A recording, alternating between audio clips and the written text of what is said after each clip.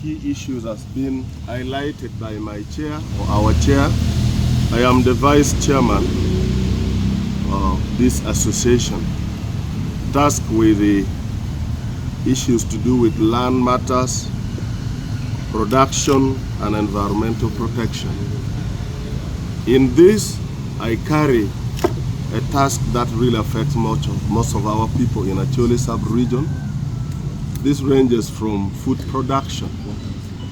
Food production across the sub-region has been affected in the first season or season A due to the long dry spell that has affected our farmers. And this is an issue that cuts across. It doesn't affect only one district. It affects all of us. You have heard news coming from Agagu where people have lost life due to anger. It has struck the whole sub-region. In Gulu, production this time has gone low. Actually, people have not harvested anything because the drought has affected farmers greatly. We have pending issues to do with land and the environment. The president directed that there is no commercial charcoal burning, but it has continued. Up to now, the business is illegal, but the law enforcement officers has done little. Armies are staging roadblocks. The charcoals, where they go, the local government do not know. It is as if we are not in charge. So we need a redirected kind of approach to handle issues in Acholi. We have our natural resources, the minerals that we have in Acholi, how it is being managed. Actually, when you go to Noya, that has the biggest oil well.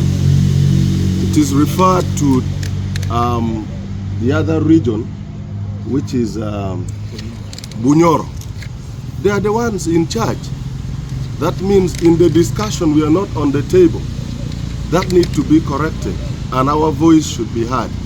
You cannot be heard as an individual, but in a collective manner, we think this approach will go far.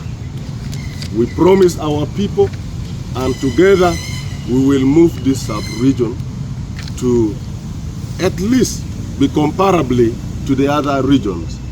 Poverty has eaten Acholi sub-region badly. By statistics, we are not doing well.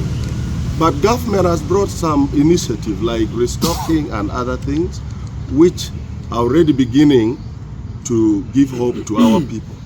This we promise government that we will see that the process is handled well and we help our people. This is what I can say. But for this press conference of today, we want to pledge before the press and our people that we are going to work as a team without approaching issues in silos.